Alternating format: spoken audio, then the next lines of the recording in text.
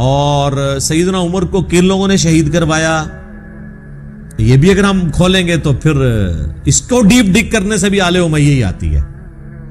سیدنا عمر کا قاتل کون تھا؟ نام لیتے ہیں جی، وہ کہتے ہیں جی ایرانی تھا جی، ابو لولو فیروز تھا. سر ایرانی تو تھا، وہ غلام کس کا تھا؟ حضرت مغیرہ ابن شعبہ کا رضی اللہ تعالیٰ. اور بخاری میں یہ موجود ہے الفاظ.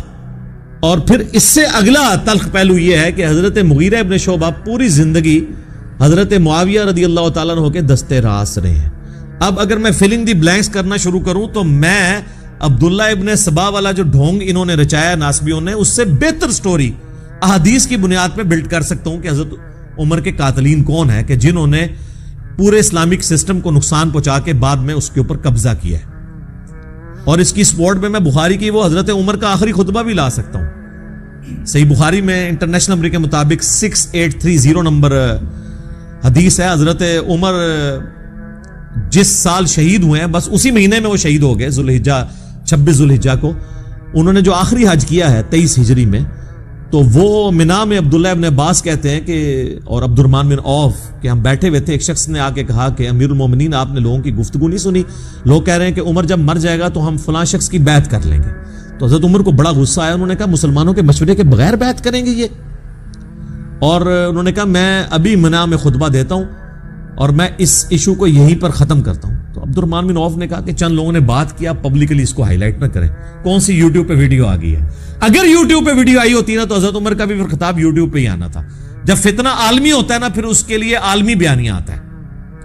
خیر مدینہ شریف واپس آئے، وہاں کے انہوں نے ایک ڈیٹیل خطبہ دیا. 6830 نمبر حدیث بخاری کی، ہمارے کربلا والے ریسرچ پیپر میں بڑی لمبی حدیث ہے. اس میں الفاظ ہیں کہ کوئی شخص سیدنا ابوبکر کی خلافت کو پلی نہ لے کہ آمدہ بھی کبھی مسلمانوں کے مشورے کے بغیر اس طریقے سے خلیفہ چن لیا جائے.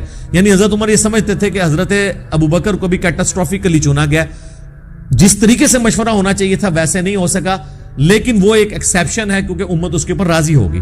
اور پھر دوسری بات، حضرت ابوبکر کے پائے کی کوئی اور پرسنالٹی نہیں تھی کہ امت کوئی کلیم کرتا کہ ہاں جی میں بھی اس لیول پہ آ کے تو میں دعوے دار ہوں.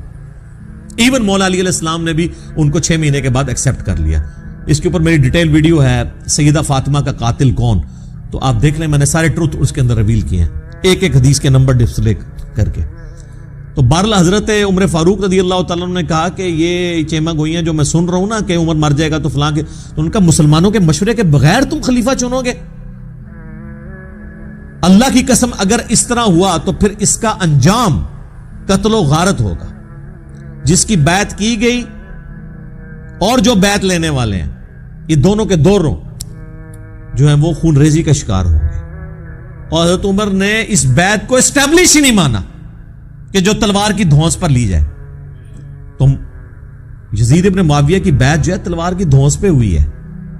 کہتے ہیں جی وہ صحابہ نے بیعت کر لی تھی. کس طریقے سے بیعت کی تھی تاریخ نہیں، بخاری مسلم بتاتی ہے.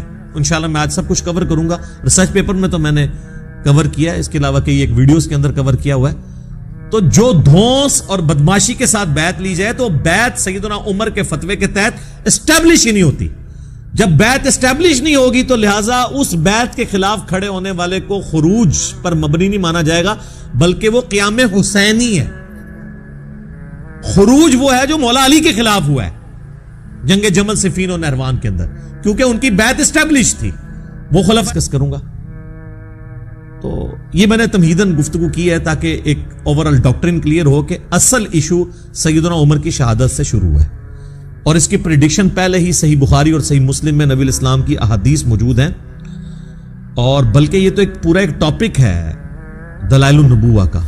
امام بیہقی نے آلموسٹ 3500 احادیث پر مشتمل کتاب دلائل النبوہ لکھی ہے. اس میں ساری نبی الاسلام کی پروفیسیز ہیں کہ آپ علیہ السلام کو ہم اللہ کا نبی اسی لیے مانتے ہیں کہ آپ نے اپنی وفات کے بعد 10 سال کے بعد، 20 سال کے بعد، 30 سال کے بعد، 50 سال کے بعد، 100 سال کے بعد، 500 سال کے بعد، ایون قیامت تک آنے والے واقعات بتائے ہیں اور وہ اسی طریقے سے ہوئے ہیں.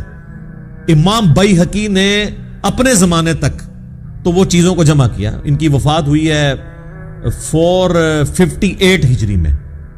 تاتاریوں کا فتنہ بھی ان کے بعد آیا ہے، حالانکہ تاتاریوں کے فتنے کی حدیثیں بخاری مسلم میں موجود تھی. امام بیہقی نے وہ دیکھا نہیں ہے، لیکن ہم تو آج کہہ سکتے ہیں وہ بھی پورا ہو گیا. عمار کو باغی جماعت قتل کرے گی، یہ اس کے اندر ہے. میری بیوی پر خوف کے کتے بھونکیں گے، سیدہ عائشہ پہ بھونکے جب جمل کے لیے نکلی. اسی طریقے سے جتنی بھی پروفیسیز ہیں یہ سب کے سب دلائل النبوہ کے اندر موجود ہیں. یہ ایک پوری کتاب ہے جس کی بنیاد پہ ہم نبی علیہ السلام کو ایک جنگجو بادشاہ نہیں مانتے بلکہ اللہ کا پیغمبر مانتے. دلائل النبوہ کو اگر احادیث کے خزانے سے نکال دیں تو کوئی شخص بھی رسول اللہ صلی اللہ علیہ وآلہ وسلم کی جنگوں کو جسٹیفائی نہیں کر سکتا، کیونکہ اگر صرف جنگوں کے ذریعے فتوحات کرنے کا نام اللہ کی غیبی تائید ہے تو سکندر اعظم نے بھی کی ہے. چنگیز خان نے تو اس انسانی ہسٹری میں سب سے زیادہ فتوحات کی ہیں، اور برٹش امپائر کی امپائر تو دنیا کی سب سے بڑی امپائر تھی. نہ رومن امپائر اس کا مقابلہ کرتی تھی، نہ مسلم کی امپائرز، ایون تاتاریوں سے بھی بڑی امپائر تھی ان کی. تو ہم کیا کہیں گے یہ سب کے ساتھ غیبی تائید تھی.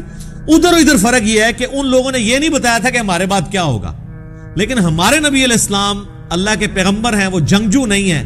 انہوں نے بتایا کہ میرے بعد اس طرح بگاڑ ہوگا. ایک ایک بندے کو انہوں نے پوائنٹ آؤٹ کیا اور منو ان پورا ہوا ہے. یہ اس چیز کا ثبوت ہے کہ نبی علیہ السلام ایک جنگجو نہیں تھے بلکہ اللہ کے پیغمبر تھے. امام المجاہدین ہیں، وہ جہاد اور قتال کا دنیاوی بادشاہوں کی جنگوں کے ساتھ کوئی لینا دینا نہیں، نعوذ باللہ من ذالک. تو بخاری اور مسلم کی ایک حدیث ہے، یہ حدیث بھی آپ کو دلائل النبوہ کے اندر مل جائے گی، بخاری مسلم دونوں میں حدیث ہے. نبی صلی اللہ علیہ وآلہ وسلم نے ارشاد فرمایا، میری امت اور فتنوں کے درمیان ایک دروازہ ہے، جب وہ دروازہ توڑ دیا جائے گا تو میری امت پہ فتنے ٹوٹ پڑیں گے. اور وہ دروازہ توڑا جائے گا، کھولا نہیں جائے گا. پھر آپ نے فرمایا وہ دروازہ عمر ہے. سیدنا عمر کو قتل کیا گیا تو مینجمنٹ کمزور ہونا شروع ہو گئی. سیدنا عثمان بے شک خلیفہ راشد تھے لیکن ان کی مینیجریل سکلز سیدنا عمر والی نہیں تھی. پھر وہ بہت بڑی عمر میں خلیفہ بنائے گئے، 70 پلس کے ہو چکے تھے.